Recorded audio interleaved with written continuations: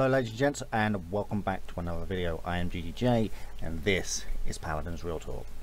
Right, to start things off, just want to say a massive shout out to every single one of you who basically messaged me on Discord saying hope you'll get well soon and stuff like that, and it was really overwhelming and it was heartfelt. So I just want to say massive thank you to all of you guys. I'm back.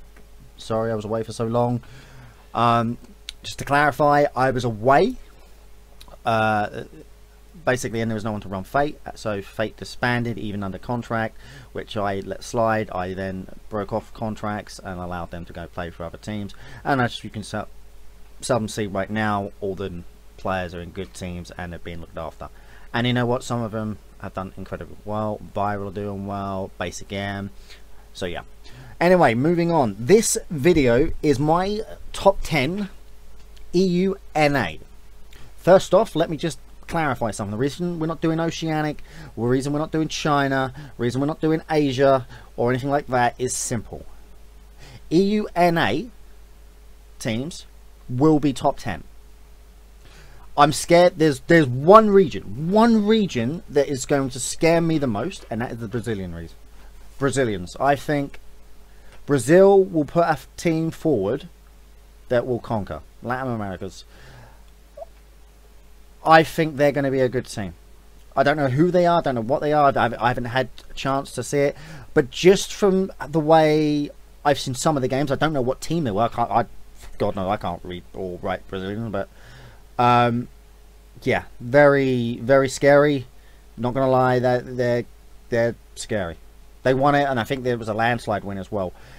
The only way I can compare it is like a run-of-the-mill bunch of random guys in rank going up against District 69 Burrito match point straight off the bat. That's how one-sided it was in the Brazilian scene from what I could tell and what I saw, but the stream wasn't on long, so we don't know. But anyway, so straight off the bat, we're going to work our way from 10 to 1, and I will explain as to why. So coming in at number 10, right?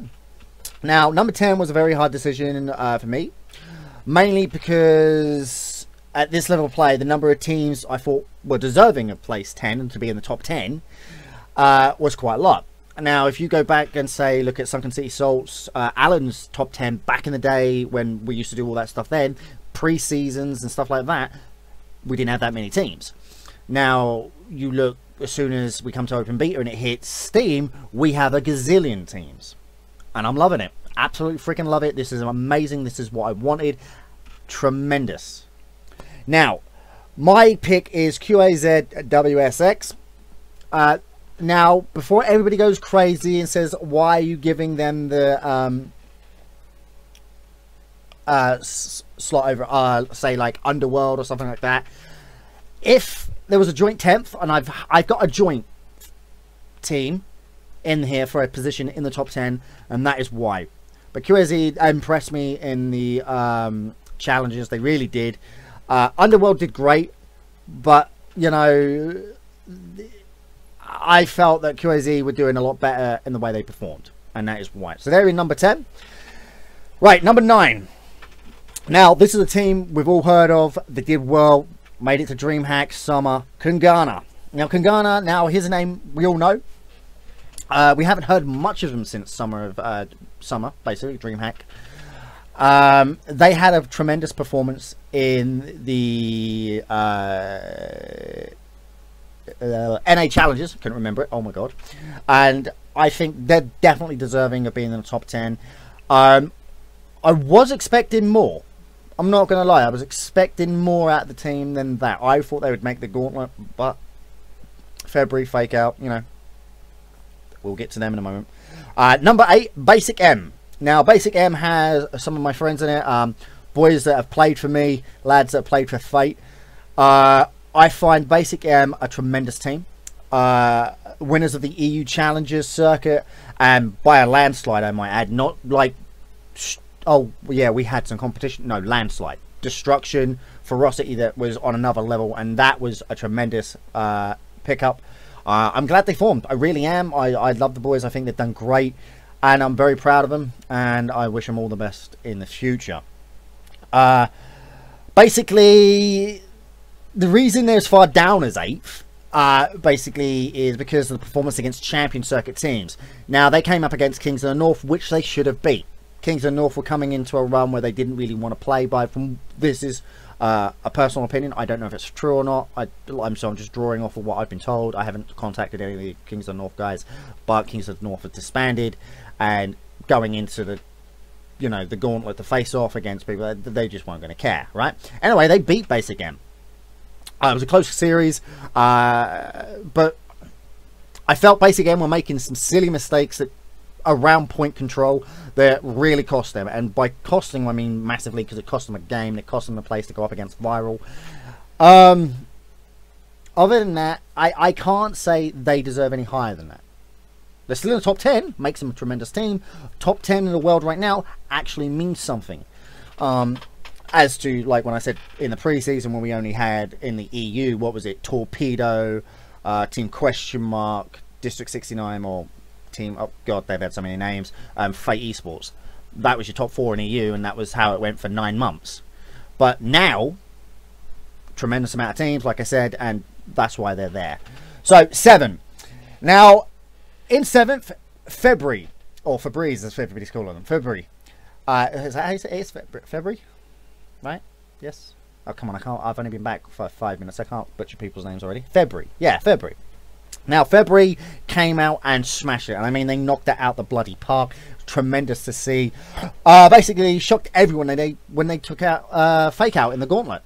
Nobody was expecting that. We thought, hang on.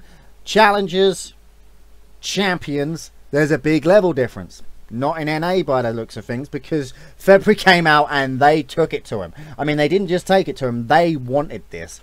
And February gained a lot of fans and supporters on that day, I can tell you now. February is definitely going to be one of those teams you want to look out for in the NA scene.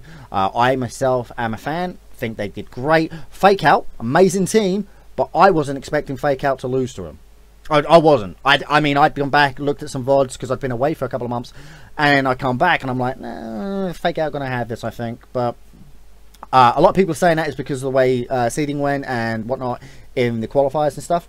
I'm not sure, but that's just how it is. Now, in 6th, I'm actually going to give it to Fake Out. Why do I give Fake Out 6th and February 7th, even though February beat out Fake Out? Here's to why.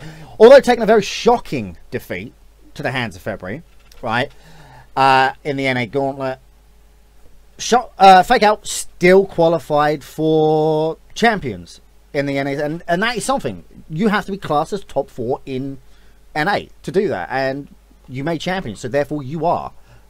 Stats show that. That's all there is to it, and that's why I gave it to him. I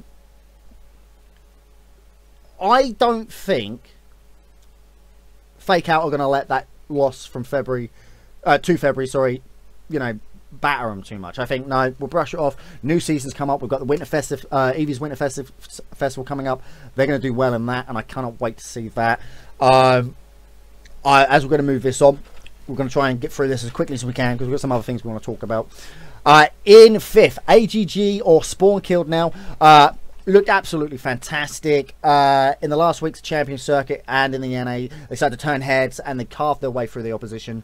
And I think they just played well. They did. Spawn Killed, and then they took out February in the gauntlet. Later on, they lost to Eager, I do believe. But yeah, that's the way it went. There's not really much I can say about Spawn Killed. I don't know much about the team, other than the way they've performed in the tournaments that I've been back to watch. I haven't actually had a chance to go back and look at the challenges, the champions and VODs and stuff on Ninja Boffin's channel, but from what I've spoke to Vox and the stuff, people in the know about this subject, they've done really well, and I'm very happy for them, and I'm looking forward to seeing what they bring out in the upcoming season 2. Right, 4th. Now, Team Viral. Now, let's just say Team Viral are out there in a little desert island on their own. You've got Burrito, District 69 on a tier 1 level. Then you've got this one team, Team Viral, on tier 2. And then you've got the rest of us. Right? So,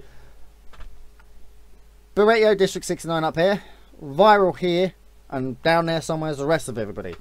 So Viral are just sitting around there like monkeys swinging from tree to tree, eating bananas and stuff.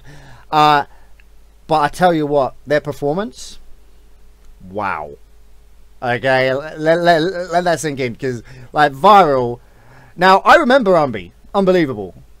All right, he used to play with Pip. He was good, and yeah, he was an okay player. I picked him up for Fate. He was great. Him and Skill Cannon still one of the best players in the world. I've said it then. I said it 9 months ago. I'll say it now. Still one of the best players in the entire world. Love the way he looks. He's got a great outlook on life. He enjoys it. He likes to have fun. And he's a really charismatic guy. And I really love him. I do. I love the guy to bits. Great person to be around. Unbelievable. Now, he's made a switch from, I think it was, like, he used to play Pip, right? And loved Pip. He was great and whatnot. But now, his Fernando play is one of the best in the world. Don't believe me? Check the top 10 rankings on Ranked for Fernando. He's up there. In fact, I do believe he was first, or is first. I don't know. I haven't checked it lately, but that's just like, what? Hello? Wow. Thank you for coming. You know, he really has shined, and I love it. I'm shocked more than anybody at this. Like, before he left Fate to go to another team, he shocked me like he didn't really want to play, whether he didn't want to play for Fate or he just wasn't enjoying the game. There were several times that he wanted to take a break, and now he looks like he's just stuck in and off he goes. And now he's, again, another, I class him as top 20 player in the world easily, especially up there with skill. I think I'm gonna call them the dynamic duo, Skill Cannon and Unbelievable. They hop from team to team and do what they want to do, and I've got a lot of respect for the boys. I think they've done amazing. They truly have. Again, ex-Fate members. Skill, like I said, he's just a charismatic guy, has so much fun. He just enjoys what he does, and when you enjoy what you do, you get better results. It's that simple. It is that simple. So Team Viral up there in 4th. Coming up to the top 3 now. Top 3, I'm going to put Team Eager. Bitey's team, or Bitey and Cammy and all that lot, Z1 Unknown, Wi-Fi and that. Wow. Bunch of lads that are tremendous. I spoke to Bitey a lot. I've spoke to Wi-Fi and all them over Twitter and stuff like that. These guys are phenomenal. I mean, they are absolutely off the block phenomenal. Alright. Now, the reason they're 3rd is because, obviously, we've got 2 teams above them. But, they did not take a set off of match point, and this worries the hell out of me. Eager, they're going to, you know, Atlanta. They're going to the HRX, the Invitational. Awesome, that's fantastic. Now, what I want, what my hopes are for Eager, as an Eager fan, is top 3.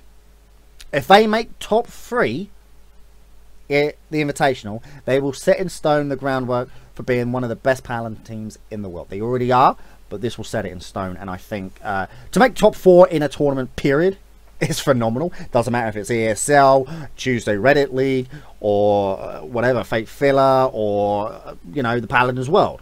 It doesn't matter. Making top 4 is a big bloody deal. Okay, make no mistake about it. With the sheer amount of teams we have now, top 4, phenomenal. And see, Eager's always, and I just wanted to talk a little bit more about Eager, because I think Eager are underappreciated in the way they fight, because everybody goes, so it's Eager, match point in the finals, match point to take it. Alright, yes, 10 out of 10 right now, you're right, they do. Do I think Eager can match up to match point? Yes, I do. I think the boys, they've got that hunger. This is what fascinates me about Eager. They have that hunger that says, right, we're going to go, we're going to give it our best, and we're going to just go. They don't get defeated, they just go. Full stop. Bang, bang, bang, bang, bang. Let's go. And that's something that is, it's a renewed energy, if you will. And I think it's great to see, and I can't wait to see what Eager do. I'm expecting top 4 from them, and I'm hoping they make top 4. If they go to the finals, I will be doing cartwheels down the street going, yeah, and I'll be waving the Eager banners and stuff like that. Alright, fine, I should be voting for EU, I know, but, you know, NA has sort of turned me. You know, before it used to be just 1 or 2 teams. You know, it used to be Eager, it used to be match point. Not anymore. We've got all these fantastic teams coming up through the ranks and people showing their stuff. I mean, you go through the ranking listings and most of the time, no word of a lie, you'll see the Brazilians right up there. Top 5. All of them. Phenomenal. Cannot wait. Anyway, that's my pick for top 3. Second. District 69. Right. Everybody's screaming and going, what do you mean, Jay? Why? Day 1 DreamHack Summer, blah, blah, blah. Yeah, I know. Here's the problem, though. What did they do in the Champions? They came second. Then they had to go through the Gauntlet, which, fine, they only had to play 1 game. But we knew that was going to happen anyway. Now, I have a question. I'm just, bringing out the UFO conspiracy theory and all that crap right now. Conspiracy theory. Did District 69 lose on purpose to get Seed 2 to try and get a better seeding at HRX Invitational? Is this a strategy? Is this a tactic I hear? Maybe. They won't own up to it if it is. They'll say, no, we lost fair and square, blah, blah, blah. But, yeah, they're going into second. Now, what gives District 69 the edge is they are champions. They are the champions of the realm. They won DreamHack Summer in Sweden. So, coming into that, they're going to have that lots of... Oh, Windows going crazy. No, don't do that now. They are going to have that confidence. And they are going to come in and they're going to be phenomenal. And this is something I can't wait to see. Can they do it again? They went in second seed. The underdogs into DreamHack. They came out and they slaughtered at DreamHack. Make no mistake about it. There was no close games. DreamHack went like this. District 69, District 69, District 69. Oh, District 69 won. That's how it went. And make no mistake about it. That is how it's going to be. Right. First. Drum roll, please. Joint first. Match point versus Burrito. It is going to be one of the matchups of the year. This is the one everybody's hyped about. Match point 6-0 in the champion circuit. Burrito 6-0 in the champion circuit. These two titans, if you will, are unbeaten. Now you've got the 2 best players voted by the community, by the way. Well, there hasn't been an official vote, but the way people talk about it, that's how I'm drawing my conclusion. The 2 best players, one on each side. Lazy on Burrito, Stolzy on Match Point. Like, clash of the titans right there. And I'm telling you now, if these 2 clash before the finals of HRX, we're all going to be surprised. Everybody's wanting it. Everybody wants to see it. These 2 teams have to clash at some point. And I want it to be the finals. I do. I really, really, really, really can't express enough how much I want them to be in the finals. Like, oh my god, a best of 5 or is it best of 9? I'm not 100% sure. Has the format even been released for how this tournament's going to run, the Invitational? I'm assuming minimum will be as a best of 5, right? Like the Gauntlet. But, like, come on, please. I'm begging you, Hirez. Give me a best of 9 between these 2. Please! Like, sick! This is going to be phenomenal. I really want it. Like, I can't tell you enough how much I want this. I just think these 2 teams are going to knock it out of the park. I do. If these 2 fight before the final, it's going to be a bit of a deflation. The people are going to... Yeah, okay, the hype of the matchup is still going to be there. But, like, when you come into it and you think, these 2 should be in the finals, it's going to suck a little. But we're still going to get to see them eventually, I suppose.